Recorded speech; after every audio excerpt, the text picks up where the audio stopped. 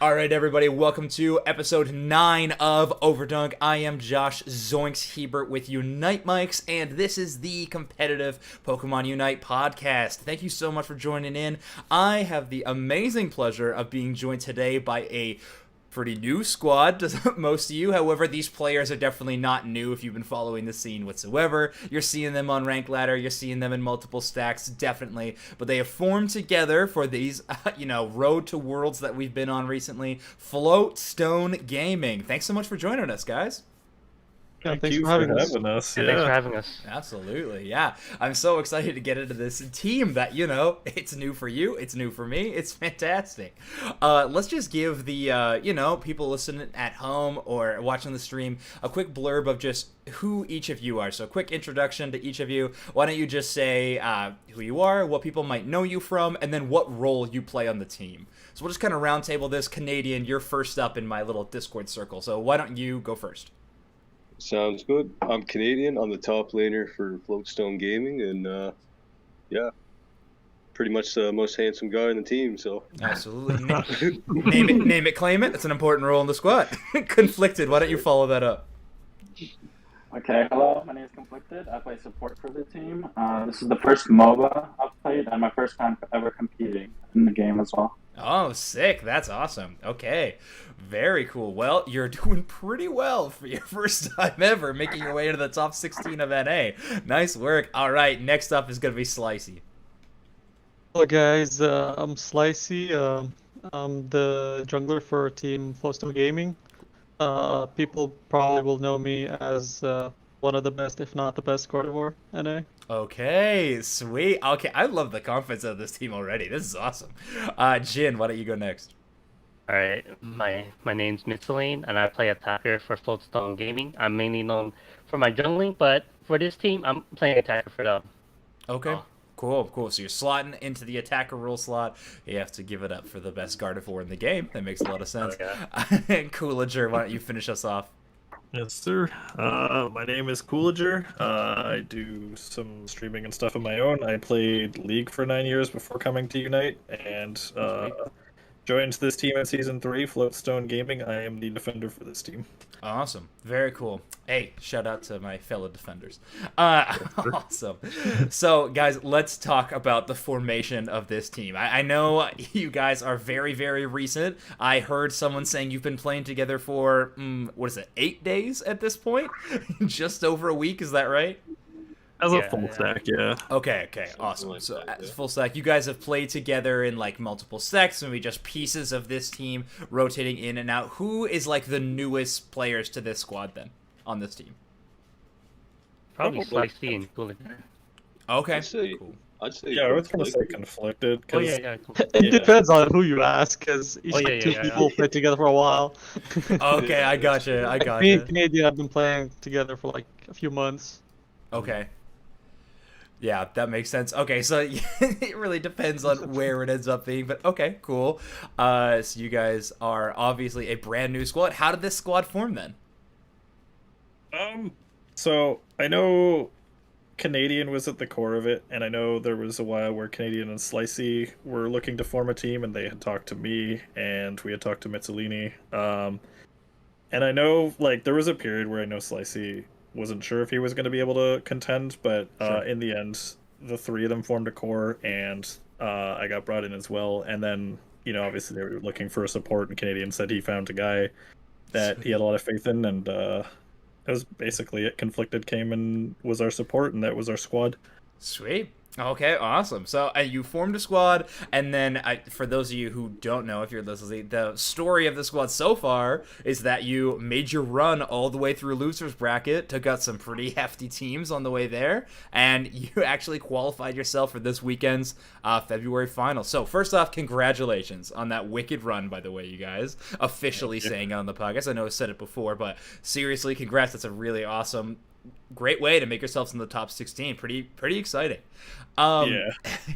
Now I want to take a second to get to know the kind of the ins and outs of your squad a little bit, find out like the early formation of your team. I ask these questions of a lot of teams just because I think it's really funny, honestly, and I want to see if you guys even have answers for these yet. I know you haven't been playing too long, but the easiest one to answer usually, who's the biggest inter on the squad? I'm gonna Okay. say myself. Mm, If we're allowed to say myself, I will say myself. 'Cause Okay. I am Yeah, very fucking greedy in lane, and I will Uh-huh. make the calls to push for a lot of Audinos that sometimes we get away with it, and I just call it limit testing, but sometimes it's definitely a little too greedy and end up dying for it because I'm the first one to go down. Okay, gotcha. So maybe a little too crazy on the limit testing, sure. All right, is everybody else on the team confirming this, or are there any other votes for some, the terrible sinners on your team? I think I'd have that's to right. Okay. But I'd also I don't Sky know. Int a lot, honestly. You have to give him some slack since he's defender though. Like it's his role to like kind of go Yeah. in. So sometimes it's tough. In-game support, emotional support on the podcast. I love to see it. you gotta be the backup. But on that note, this is the second one I'd love to follow up. Who on your team is the carry of your squad that never gets any credit? Mm. So I know You can also say yourself again, by the I way. would say Mitsu. Mitsu? Okay. yeah, Yeah. I was thinking Just so goes like ham and yeah, I know I don't know. Slicey a lot of times will get a lot of credit because like Yeah, I he's get a pretty lot of consistent credit. on the Gardevoir. Uh-huh. I actually think Canadian is like I think his selflessness is what keeps a lot of the team together because I know some Lucarios tend to go for the E-Speed build, which is better in team fights and has more pop-off potential, but Canadian has always played for the team and gone for the power-up punch build. Okay. And a lot of the dreads we wouldn't get without his secures, so it doesn't show up in the stats at the end of the game, but I think the objectives and getting the experience of the Dreadnought Canadian should get a lot of credit for that kind of thing. Okay, awesome. Oh yeah, that's for sure. Yeah, I agree. Freaking game against IX, that was. He popped off. He stole like both their I dreads stole both out of nowhere. Heck yeah, let's go. All right, Canadian, you're Red getting the boost. Let's go. Dreadnought Thief of the Year. That should we gotta make a That's rewards right. show. That's next on our to-do. I gotta write that down. Unite Mike's reward show and Dreadnought Steal of the Year has gotta be definitely up there.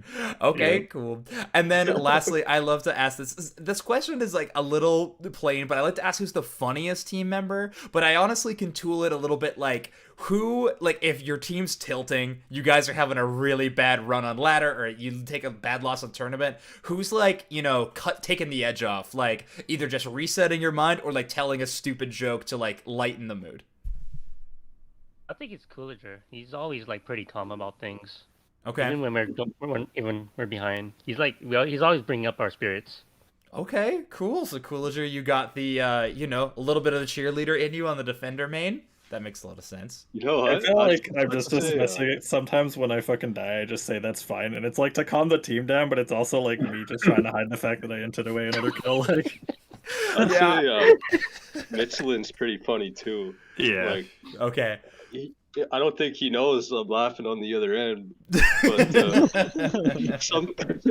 sometimes one of the team members they get the rotom or they get nod. He will be so pumped like he's your father and he just witnessed you ride a bike without training. That's my favorite descriptor of all time. He's so proud. Yeah. Okay, so Mitzi, you deliver the premium gas in game. Okay, I love that. That's awesome. Yeah. Sweet. Okay, so you guys are a newly formed squad. Obviously, the vibes are pretty solid. You got the cheerleader, you got the in-game support, you even got those low-key carries. You got every box checked so far. That's awesome. So let's talk about this first tournament. Did you actually, I have to ask, did you enter a tournament before the Open? Like, was there like a rush you guys threw yourselves in together? Or was like this 5, the first tournament was the Open? First tournament. Yeah. Yeah. Awesome. Eyes closed, head first, can't lose. That's the best way to play. Sweet. So let's talk a little bit about your qualifier run. I'm going to bring it up on stream here. I will also like share my Discord screen if you guys want to see it. There. So if you guys want to take a look at that, go for that. But just so you guys can also see it. But all right, you started out, you were one of the teams that got the first bye in the round, I believe, right? Mm-hmm. So you got so you guys had to wait a little bit, see this next match. You ended up having to go against no sponsors first round. A really, really solid team. Another team that has made their way into the top 16. So you lost to a team, made it a long ways as well. So you could take a little bit of, a refresher, a relief. That's what I'm looking for in that game. But the game was 2-0. Talk to me a little bit about how this game went down. We had both of these games won, but Yeah, they was were it the first game? We lost because they got their Eldegoss to score at the last second. Oh, really? Okay, Yeah, they had a so sneaky both- Eldegoss score. Both games were very close. Like, it was a Okay. 2-0, but like the first game came down to a zap flip.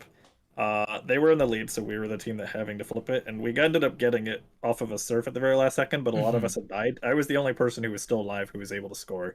Okay. So I got mine in, but literally, like, I go to the top lane outer, and on the other side is Zixari playing the Eldegoss, and I know she put in 100, like, just as the timer went off, and I was not able to get back in time Oh. to stop that. So it was literally like a 2-second difference between us winning and us losing because we lost by 50. That's And then- brutal. Oh, what a The heartbreaker. second one was also very close because I know we were up in that game, so we're the team defending Zapdos this time. We win the fight and we get 3 of the enemies down, and their biggest threat to steal is Talonflame. So Okay.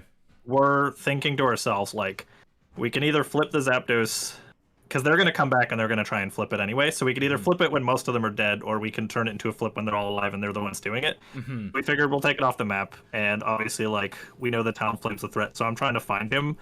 But I ended up going to the wrong spot. Like, I saw him last in bottom left, but he had gone top left, and I he see. got it out of a Brave Bird, unfortunately. Shoot, that's rough. And then are you playing Yeah. the slow bro on this team when you're playing tank Yes. roll? Okay, so Yeah. you're hunting to find that Unite move, like shut down on their carry potential. Okay. Yeah, that's usually what I'm going for in a fight, yeah. Gotcha. Makes a lot of sense. Okay, so you take a very close but a loss and you head down into the losers bracket. So let's see if I can find you guys in here. You end up being somewhere here, but you ended up going on a, like I said, a pretty crazy run. Let's see if I can control F, find you guys.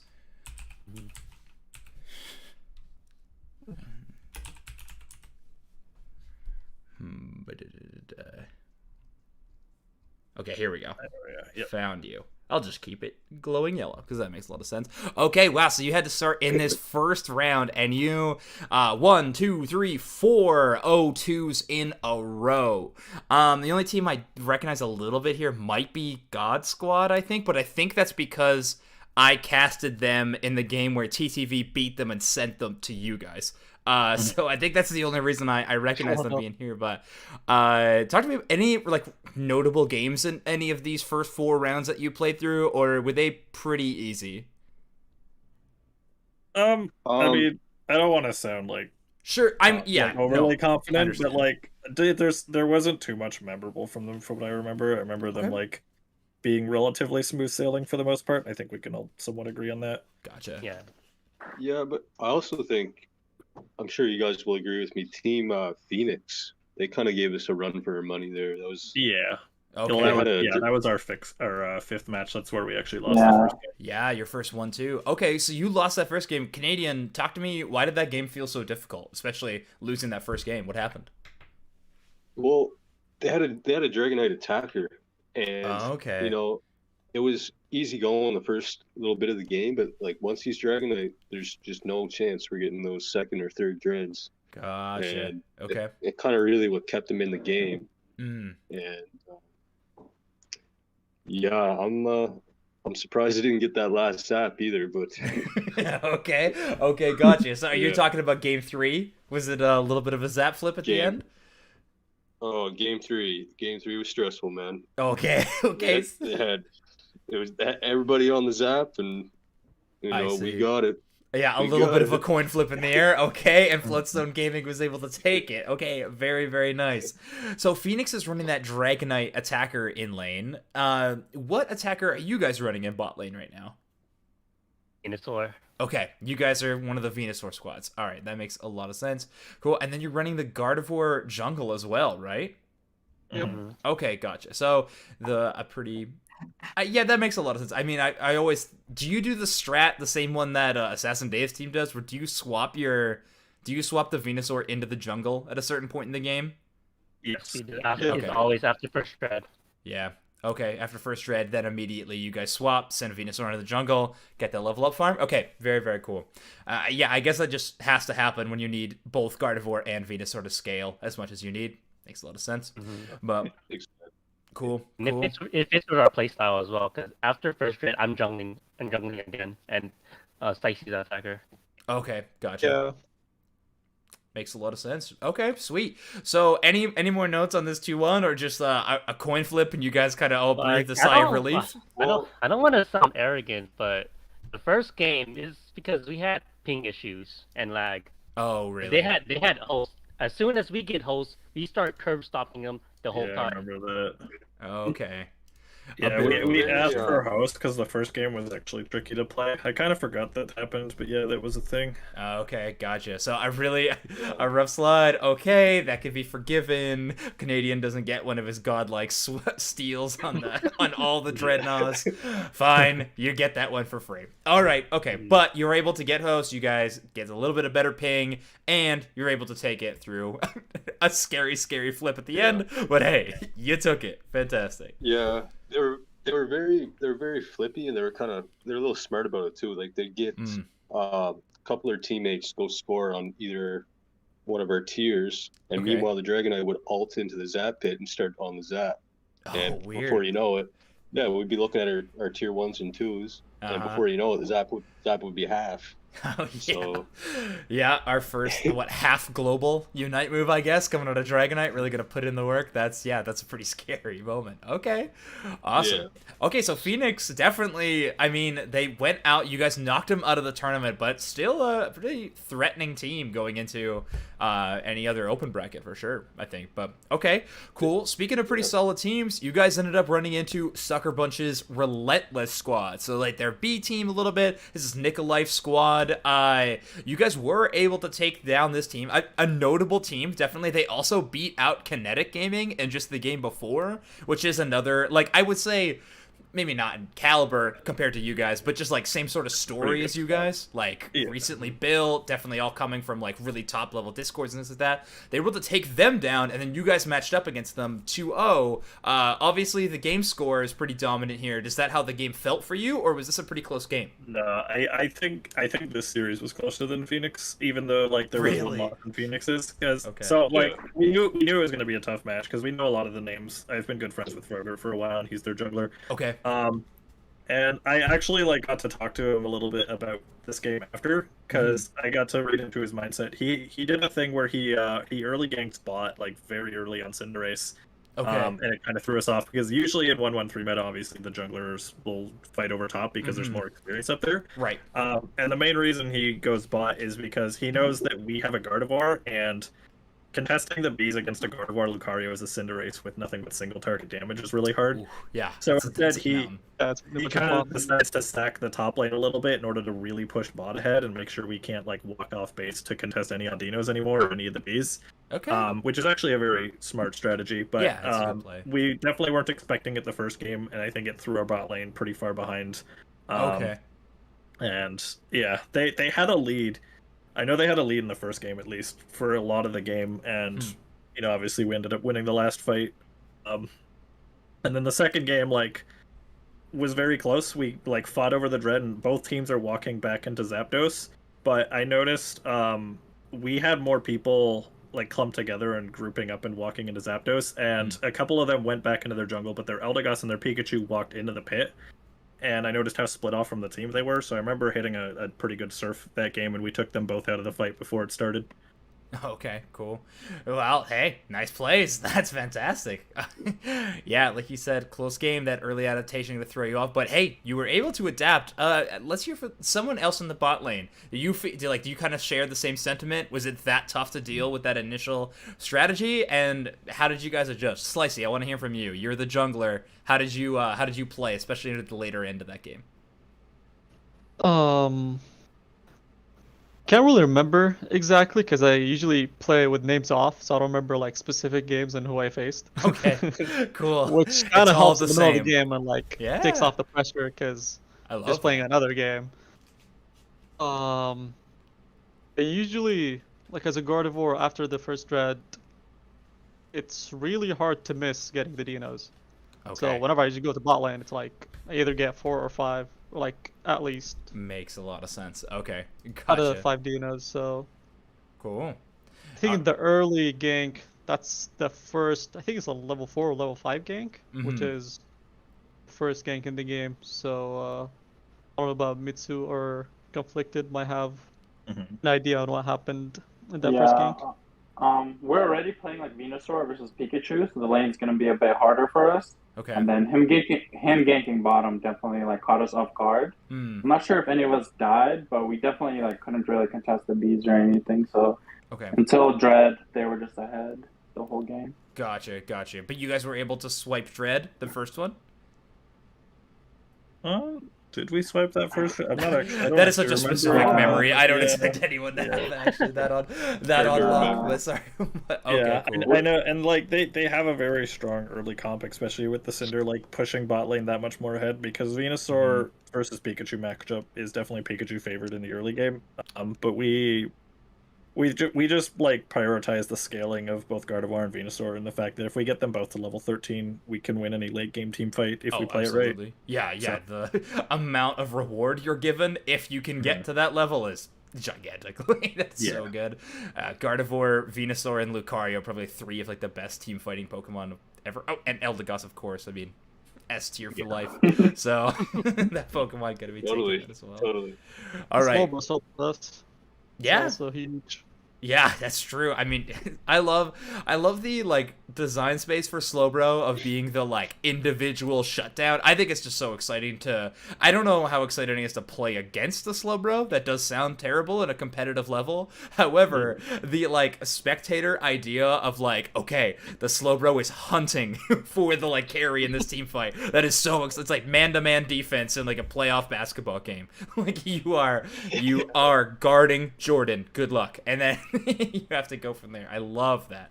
But okay, awesome. So you guys were able to take some, I mean, tough games, obviously. This is a really strong team. And you were able to take them out of it, knock them out of the bracket, and move on to face your final opponents of the day is IX Gaming. So IX Gaming, a signed team in the scene, some really strong players on their team. I really respect a lot of them. LPJ, Tybasol, I think they have a really solid bot lane as a squad.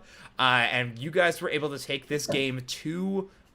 Walk me through this game. If anybody remembers specifics of game 1, how did things start? Were things looking bright, or was it a pretty rough from the beginning? It was rough in the beginning until Canadian starts killing every dread from them. Okay. Okay. Canadian just picking the pockets out of IX Gaming, huh?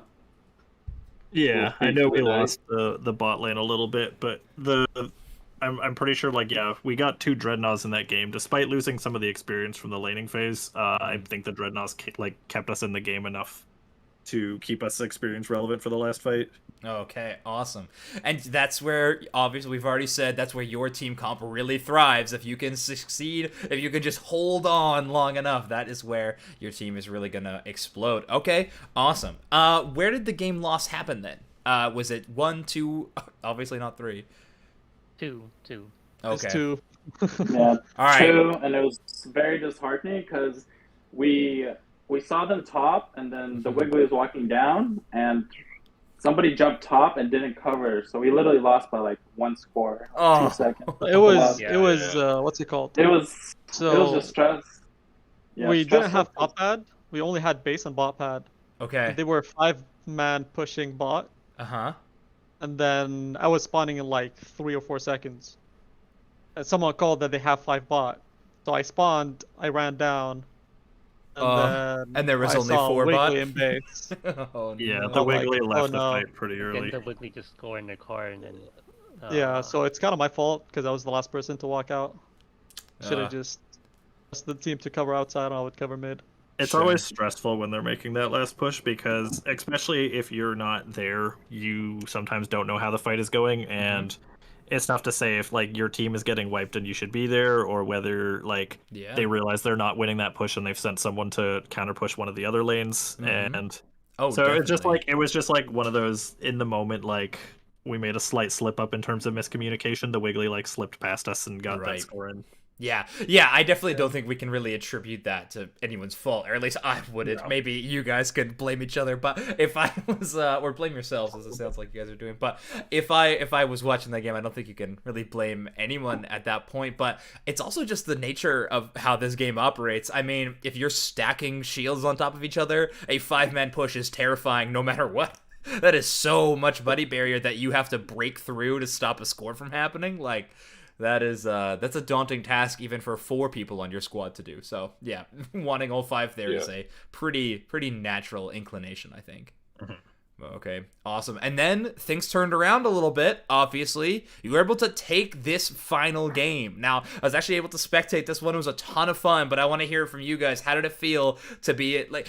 Actually, before we even talk about the game itself, was it setting in that, like, guys, this is our winning in game? Like, we have 10 minutes and we qualify for finals. Us, a week-long team, Floatstone Gaming makes it into finals. Was that, like, seeping into your guys' head at all? Or, Slicey, was the no names just another Unite game? Was that what was going on mentally? That was for me at least. That was pretty much what was going on, except for top lane. The Lucario was OG. Mm-hmm. And I was like, oh my god, he was just ripping left and right. Yeah, well, she's really good at the game for sure. Okay, everybody else, how about the mentality thing? What were you guys nervous? What was going on? I don't know. I think I was tilted because we lost that second game. Mm-hmm. So I kind of, in the beginning, I messed up my Venusaur clear from Apes of the Monkeys. Oh, okay, Yeah. gotcha. It was just a bit more stressful because we went from losing by like 1 second to having a tiebreaker. Pretty stressful game to get in there. Yeah, yeah, absolutely. Okay, so it was less like we can do this, guys, and more how the heck did we get in this situation? Which is what there was Oh, definitely like an extended discussion on our coverage from the last game that we still were talking about, and then I think like the third game kind of came on us quickly, and I know like for me at least, it had been such a long day already. Like it was like 8 or 9 hours that it just kind of felt like we had been playing so many games that we were just in the mindset of playing the game. Like I can't speak for everyone obviously, but I wasn't having thoughts of like, I knew that it was the last one we needed, but I wasn't like trying to look past that. I was just focused on playing the game, trying to like keep my mental together after a very long day and a couple of stressful losses. Guys, if we win this, we can stop playing Pokemon Unite. Yeah, what a gift that will be. Okay, fair enough. Well, you guys dropped the ball on that. You made it a 2-1. You made it longer for yourself, but whatever.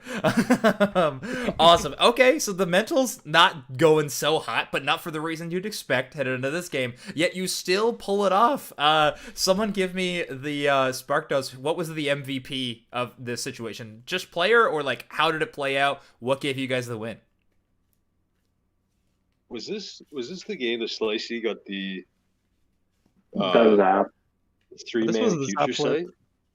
No, that was the game second one. game. Oh, okay. This was the game that we were noticing they were not present in mid. Oh yeah. And then This they were game, backcapping. I remember what happened. What Okay. happened was, I looked at the screen and I noticed the Venusaur was still level 12 and they weren't at the Zap pit. I know that Okay. they were farming, so we started hitting the Zapdos, trying to lure them in. Because we hit the Zapdos so low and they still weren't in it. We kept hitting it. Because I knew the Oh, we Venusaur didn't was go still- for a lure in. We went for a rip. Yeah, we just went Because for they it. had The people Venusaur back wasn't at there the at top all. and bottom. Yeah, Oh, Vino okay. was not 13 yet, so So you they knew pretty they were much didn't have farming. Anyone coming? they were just trying to stall for time, and We they just weren't straight in up position ripped to. Yeah. Gotcha. They kind of they just let us in there for free. They and just I let think us we in saw for free. we saw a bot cap and we noticed Venusaur was still farming and we didn't see anyone, so we just ripped it. And with the Guardy secure, it's kind of free, not for sure, but it was Guardian definitely too. yeah, it was definitely in our favor. And I think the Lucario was like scoring bots, so we had a 5-3 advantage in the Zap pit. Okay, awesome. Yeah. So yeah, you got 5-3, and you have Venusaur there for team fight. You got Coolidger there to shut down whenever you need to, and then of course you got Slicey's incredible secure of future sight. So yeah, it sounds like you guys had it all lined up. You get the rip, and you get to run it all the way to the opposite base and score.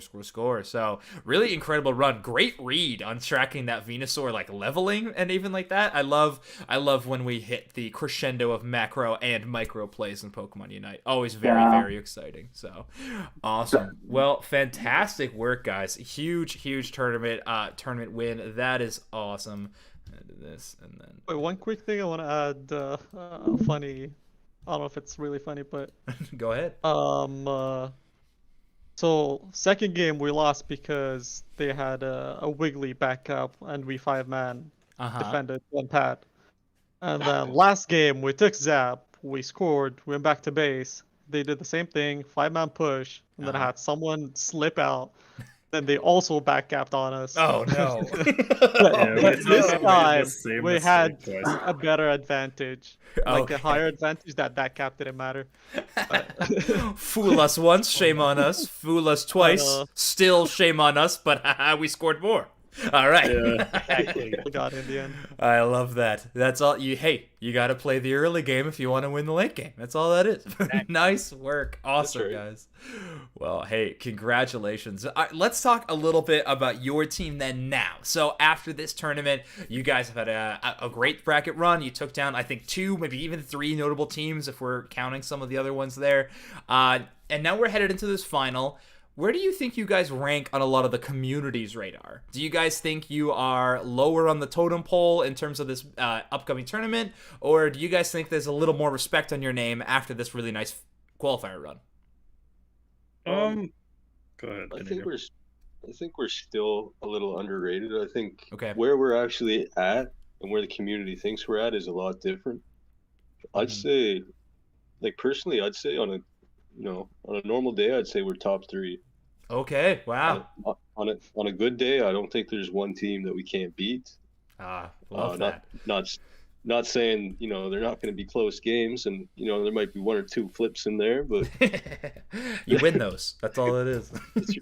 Yeah, exactly. Okay. Yeah, I think awesome. the general consensus is, I mean, most people would have TTV and Ascendance as the 2 favorites going in, and like rightfully so, they've earned that respect with all the tournaments they've had. Sure. And then I think there's a couple of teams that have formed with a lot of big names who had consistent success before. Teams like Tire and Full Send and No Sponsors, who obviously knocked us out of the winners bracket. And I think those teams are probably going to be like, there's like a group of like 6 teams that I feel like are the favorites going in.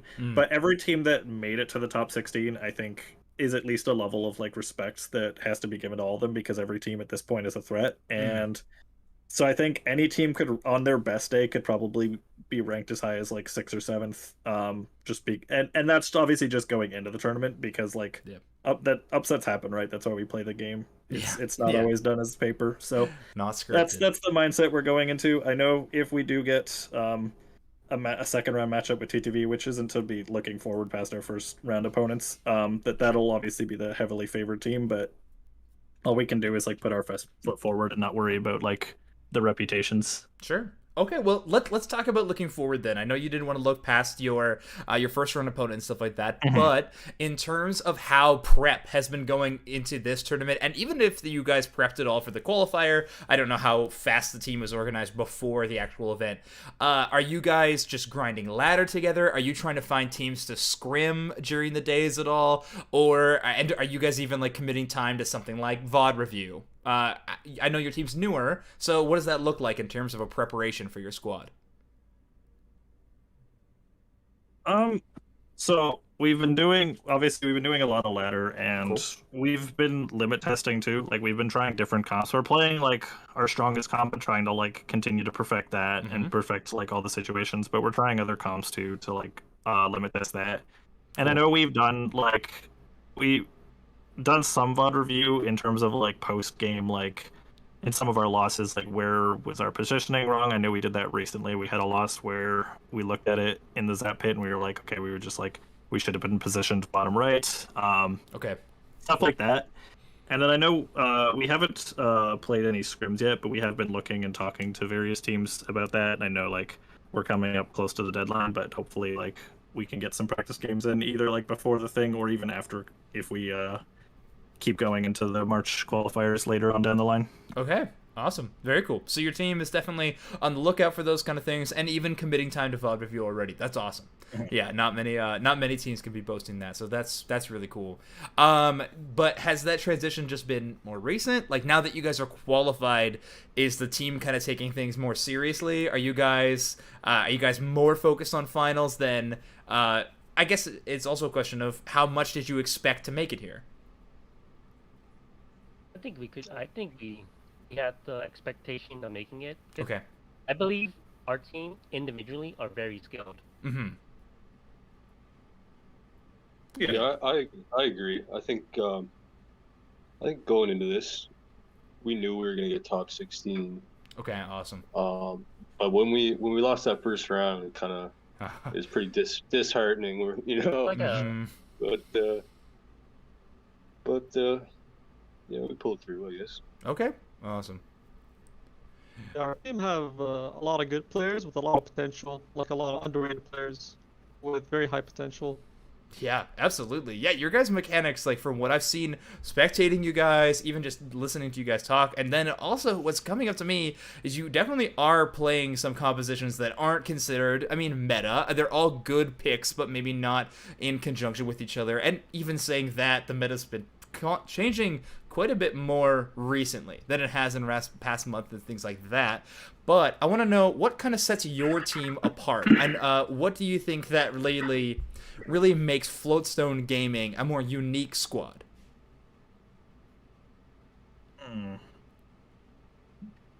Yeah, I know, like, we're not the first team to pick up the Guardy jungle, and I think, like, it gives us unique options because I think we have two very good attacker players, both of whom play some jungle and attacker, so it gives us the ability. Yeah, that flexibility. Yeah, because we can also flex to things like mages for Slicey, like other mages like Pikachu, allowing Mitzelina to go to team fighters in the jungle. So it's the versatility of both of the carries knowing their power spikes and being able to like switch to jungle based on like who needs the levels more. And it gives us it's almost, I think, a little bit like it throws some teams off when we do our switch halfway through because they go from playing a Venusaur in lane, which is a very different character, to all of a sudden the Gardevoir's in lane now, and you have to change up your style of play completely against it. Okay. So I think that throws some teams off too. That makes a lot of sense. But okay, cool. Well, awesome. I want to start talking about the monthly finals in just a second, but before I do that, we did have a little bit of recent news in Pokemon Unite, so I want to just touch on that. Has anybody got the chance to play Hoopa at all, being added to the game? Y'all did Oh on the practice last night. Okay. We got an oh my from the squad. What do we think of this new Pokemon? Overpowered and broken. Okay, yeah, It's they seem pretty busted for sure. What part of my favorite question that I get to ask is what part of their character is broken? Because like I really do feel like you could build this character in multiple directions to be really, really strong. Yeah. But busted. What do you guys think is its strongest tool that it's bringing to the table? I mean, I think he's gonna eliminate 113. Wow. Okay. I love that. First off, that's awesome. It's definitely something like you have to play around because it brings something to the game that no other character does. With like global pressure on MOBA is such a huge thing. Oh, it's so big. And then also just playing some games, I feel like the ultimate's actually really, really powerful. Like I love it. it almost feels like a Charizard ult where he ults and you just can't fight him unless you have like a huge advantage. You basically just have to spread out. Because I had a game where I played a standard and walked into the Zap pit like in a 2v5 and got the ult and like both got the Zapdos and their entire team, and I was like, okay, this shit is like really strong. Oh man, I shouldn't be laughing. As a player that you guys have to deal with this in game, that sounds so tough. But as just a casual fan, when Hoopa literally, becomes a Zorg and just destroys the enemy team by walking into them, like, oh, it's incredible. I could rant about like game design things and stuff for a long time, but I really think Unite has been killing it with the like design of the Pokemon that they've been releasing. I think Trevenant, Aegislash, and Hoopa have all had really like cool designs of the game. Numbers and things like that. Definitely balance has never been their strength. But I do think like core design philosophy, it works. Like when Hoopa goes unbound, you are like living the like power fantasy that you want to have. Like when you see, it's like the idea of when you see that character on the screen, you feel like that character playing it because you just are like a titan walking around. It's so fun. So sorry that you guys have to figure out how to deal with that in a metagame. But I love The good news is Yeah. it is banned for this tournament, so like we're kind of Okay, that was thankful my we next don't have to question. worry about it for the next 2 days. We're just going to practice what we know. It's also not going to show up in ranked because people can't actually buy the license, so Right. they have to do at least like 5 days worth. So like we're like, okay, we play what we know for now. We focus on the next 2 days. After that, like we're looking forward We'll to think having fun about with it. it and limit testing it and playing it. But in the meantime, we're just going to stick with what we know. Okay. Awesome. Yeah, Hoopa brings up Yeah. so many new potential plays to Yeah. the game. Like, Yeah, it just Yeah. the entire game. that's awesome. Yeah. I heard the comment So that he's much going to info. eliminate 113. Talk to me a little bit about that. It's because Hoopa gets its power spike at level 4, so you can bring Oh. you can use the little teleport thing to go from one lane to the other at 4. That's So really cool. so overtuned. And it's on a 10-second cooldown. Yeah, that is another crazy part of it too.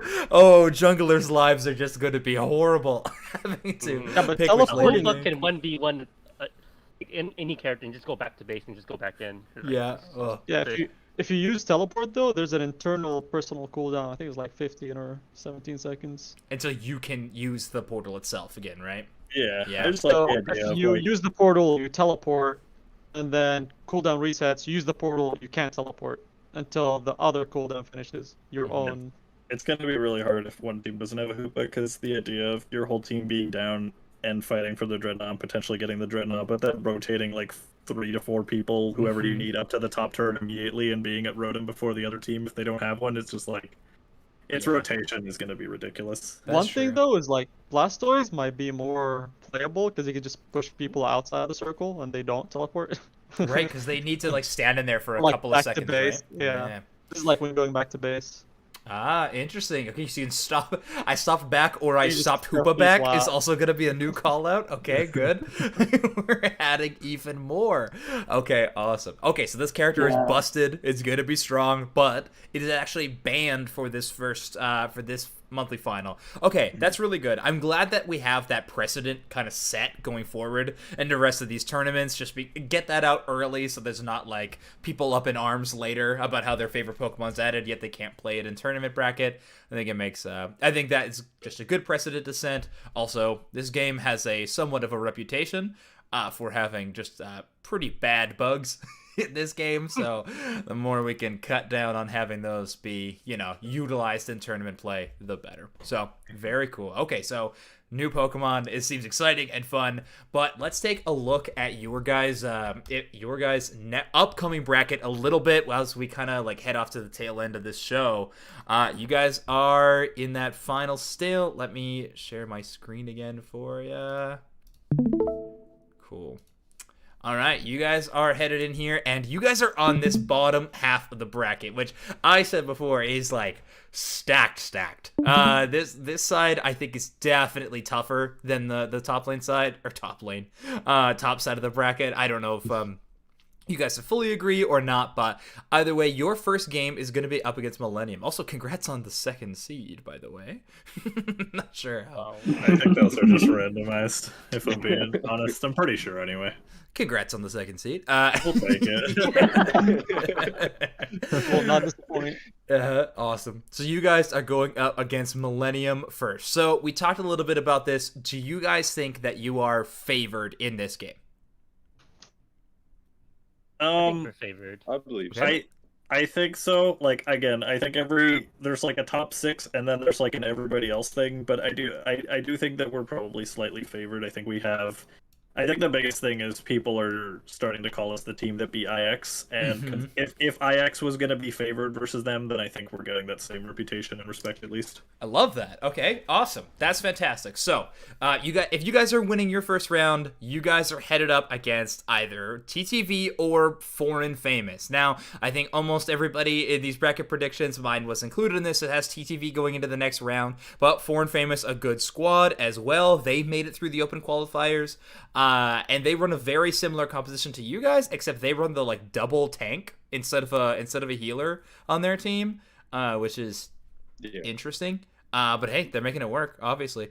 But let's just go with the more common idea. If you guys are up against TTV in that second round, do you guys have what is going to be your key to victory when you're playing against a team that strong and has been this strong for such a long time? Do you guys have an idea of like, we need to do this really, really well, and that'll be, how we get this game? Like, we just need to stick to our, like, how we play the game. Okay. Like, TTV, every single game they play different. Like, it's really hard to expect what they're gonna do. Yeah.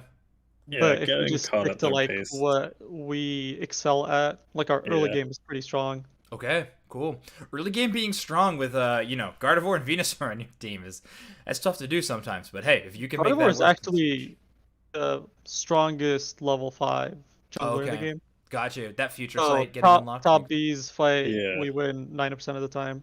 Okay, that makes a lot of sense. Yeah, I guess I gotta stop underrating that Pokemon if you're getting to level 5 that fast. I mean, that makes a ton of sense. But okay, gotcha. So if you really push your advantage of having that strong early game, you think that can sort of domino affect you into a win against TTV? Potentially, yes. Okay, yeah. We just need to Knock minimize on our wood. mistakes. Knock on wood. I got it. Head into it. Okay. Any more thoughts from the rest of the squad heading into this TTV game? What are your ideas to try to take a win out of this one? As long as we play normally, we should do fine. Okay. That's what I think. Yeah, like I don't think you can Yeah. go in just expecting to lose. There'll be like, no reason to go, but Yeah. it'll definitely be the toughest game in our bracket for sure if we continue. Okay. Yeah, I think it's gonna come down to some of the early games and the kind of momentum we can build because one of the things they've always done so well is they play at their own pace and they're always like thinking a couple steps ahead. Sure. And so like they're very smart in their rotations and we have to like be good about predicting what their call is as much as that's really hard with TTV. They're one of the hardest teams to do that. Yeah. True. But yeah. Okay, awesome. So then, let's say you guys are able to take this game against TTV. I think you guys have a good shot. You're headed into round 3. Who do you think is going to be the round 3 opponent in this winner's bracket match? And a Gengar Goons, Overcap, Shiny, and Tire. I think Tire. Really? Tire You as think well. Tire? Okay, awesome. Yeah.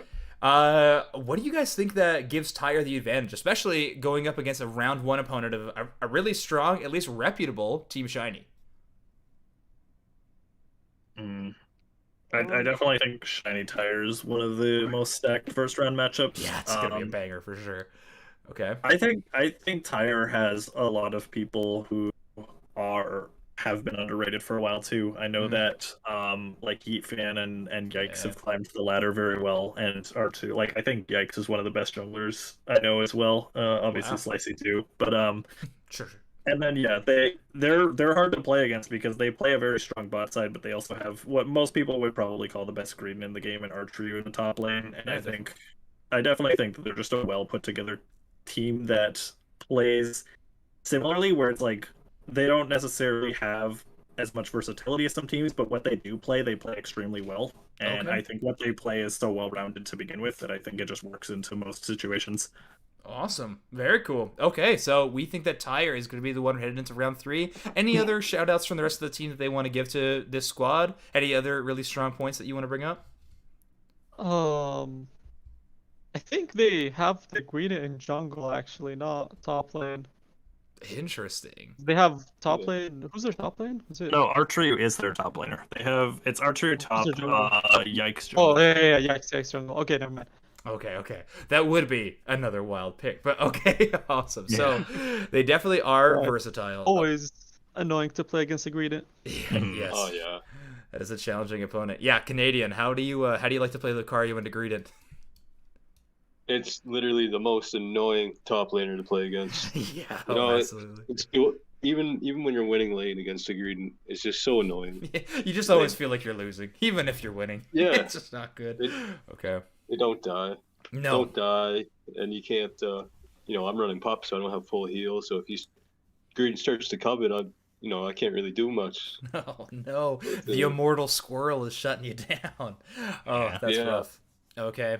All right, so yeah, the pup build is a tough matchup in the green. Okay, it's going to be a tough matchup, but okay, so let's say you guys are able to crush all this way through the bracket. Good luck, boys. You're heading into round 4. Out of the top side of the bracket, who do you think is going to be the team to make it all the way through winner's side?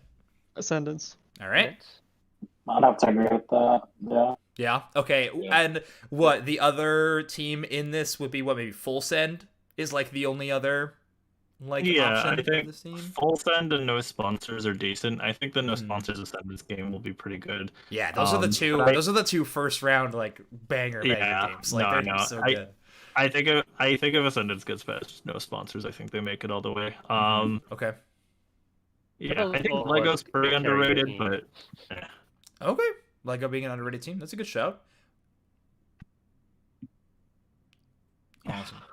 Okay, yeah. Okay, so if Ascendance makes it all the way, that's going to be a team headed into winners. Okay, awesome. Well, I don't want to do any more predictions on the actual bracket itself because at that point, I think we're just getting so far into theory land that like there's a 0% chance that we'll be correct on anything because the day is going to play out how the day actually does. So we have a little bit of question, but I do want to talk just a bit more about this tournament. Last couple ending questions on this entire list of teams that I'm looking at right here. Who is the team that you are most excited to play against? we all want to give like an individual answer. Should be. I know personally, I think either TTV just because like I've always they were the ones that like a lot of us were watching, at least for me, like in season 1, they were like the first kings of the thing, and everyone like has this respect and reputation for them. And then I would also be very excited about a Gengar's Goons matchup if they make it far enough, just because they were some of my first friends when I started getting into the competitive community, and I still got some good friends there, so it would be like a nice like sentiment match to play against them. Sweet. It's always good to play against the homies. I love that. Yeah, exactly. Okay. Anybody else have a team that they are specifically would love to play against in this bracket? I think I those have to. sponsors. Just, Okay. Yeah. You want a rematch? Yeah, let's go. Yeah. The ego rematch. I love that. Yeah, you need that one. That'd be a good one. The bracket would be wild if that was like the final two. Like there would be a lot of upsets on the day, but that'd be so exciting. Okay, cool. That's who you guys want to go against. Canadian. Any team you want to match up against here? Yeah, I was gonna agree with Coolid. I think TTV. Okay. Just because we have a lot of experience playing the other teams, but I don't know. I think us and TTV we play at different times, so I'm kind of excited to see how we're gonna match up. That's awesome. Cool. You gotta play against the best in the game if you want to be the best in the game. Conflicted. How about you? Is there any teams on this bracket that you're really, really excited to start playing against? I think one team that'd be annoying to play against, but maybe kind of fun would be Overcap, since we've never had like a good score comp in like the NA meta to like make it this far. So That's true. that game would definitely be interesting. Yeah, we got the chance to cast them versus Glitch when they knocked out Glitch in the tournament. Yeah, that game is they're good at score comp too. Like that that's the thing too. They're fun to watch in that. And it's a very chaotic way to play. I almost feel like there's this like underlying hope for whoever they're playing against that the other team knocks them out. Like NA is cheering for their opponents because nobody wants to play against Overcap. That's true, except Conflicted, who's just wild. But other than that, yeah, exactly. Okay, Slicey, how about you? Any teams on this list that you're really excited to play against? Probably TTV because as Colin mentioned, they've been at the top for so long and they play the game so differently from any other team. That's so true. That's really, really cool. Okay, so that is I love that we have the we have kind of the list of what you guys want to be playing. Fantastic. Yeah, I also am excited to see you guys match up against TTV. I think it's going to be a lot of fun. And hey, I don't wish Overcap on anyone, but if anyone was to take them down, it'll be you guys, right? Awesome. Yeah. Cool. Awesome. So as we kind of wind down the show here, I want to just thank you so much for joining me. First up, by the way, but as we're hitting towards the end, I just want to do a question for you guys that I ask all the teams that I have on here. I know we have a lot of the people viewing this are definitely from the pro scene, already Masters players, have been for a long time, but we do get every now and then a few newer players who just grinded up, have hit that master rank, and are interested in playing on a team, interested in being competitive and trying to get up to a team like you at your level. So I just would love to go around another round table sort of situation, and if you want to just give like one tip to a player, what makes you go from good to great, and if you want to make that tip just specifically about your role, go for it. Otherwise, leave it completely open up to you. Canadian, let's start with you. What's one tip for a new strong player that they want to go from good to great? I think just recognizing your mistakes. Okay. You know, something goes wrong in your game, just take that captive and just try to think of what you could do differently next time. Okay, And, awesome. Yeah, I think over time you can just get better and better that way. Makes sense. That's the way you learn, right? You gotta mess up to learn. Makes sense. Conflicted. Let's talk about you. Just kind of have consistency. Like the game is pretty, I don't say the same, but like especially laning phase and like all the phases, like just kind of learn how everything goes, and just know your position in the fight and like your role, and just try and get better like mechanically at doing your role. Sure. Yeah, really grind it out. If you wanna get good, you gotta put in the time. That makes a lot of sense too. Slicey, let's talk about you. So like one thing is solo queue is very different from organized 5-man play. As in solo queue they go 2-1-2, and then organized team play they go 1-1-3. Right. So the first thing would be to like actually find people to play with, like the Reddit Cord or like AOS. Sure. Just trying to find people to play with, see how they play, learn new strats. Okay. Just experience the game more on that end, because it's a completely different game between solo queue and like with different metas and different everything.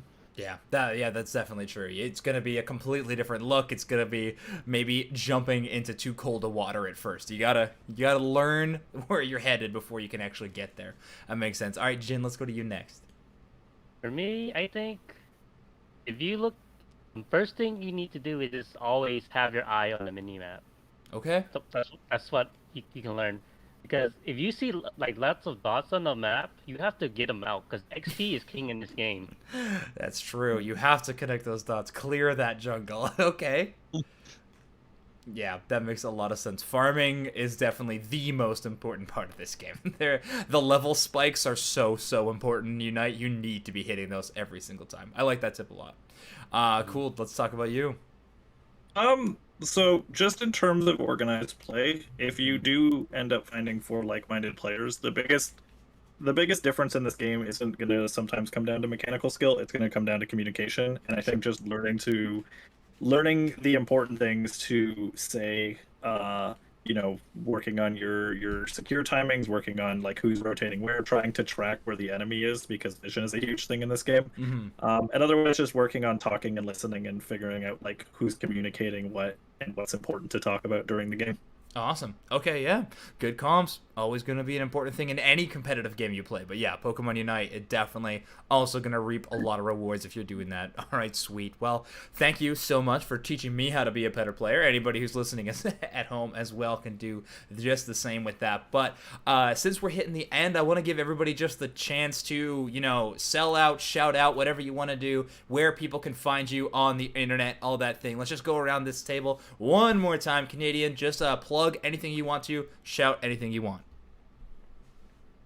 I mean, I don't stream or make content or anything right yet, but I'm thinking about going to soon, so just watch out for that, I guess. Oh boy, the teaser. Okay, we got the Canadian teaser for content creation. I love it. I will make sure I get that founder badge for you on Twitch. Conflicted, you're up next. Yeah, I'm the same as Canadian. I don't really stream or make anything. I kind of just play the game for fun, but playing competitively makes it a bit more fun. Sure. Since it gives you something to like strive towards than just playing like ladder games. Cool. All right. Well, just watch Floatstone's games then for these two. That makes a lot of sense. Slice, how about you? You streaming? You got a Twitter? Anything like that you want to plug? Not really. All right. You guys are easy. This is great. Yeah, pretty easy. Just one shout out to the homie Icy. Okay. When the cool. God of War secret future sight buff happened, he was like, as soon as it happened, he's like Discord messaging me. He's like, "Yo, future sight is OP." Like, Yo, hey. Shout out to Icy the day one. I love that. Okay. Jin, how about you? I've been thinking about streaming as well, just like a thought or two. But Okay. just want to keep from my perspective reflect on my mistakes and stuff. Okay, gotcha. Yeah, have that video review. It'll do favors for you as well. That makes a lot of sense. Coolid, why don't you round us out, sell out, shout out, whatever you want to do. Sure. I stream once in a blue moon, but I do have a Twitch. It is Coolager, and there's an underscore at the end. But if you just Twitch search Coolager, I'm pretty sure I'm the only one on there. And then my Twitter, when I occasionally tweet when I'm going on, is at Coolager Gaming, all one word.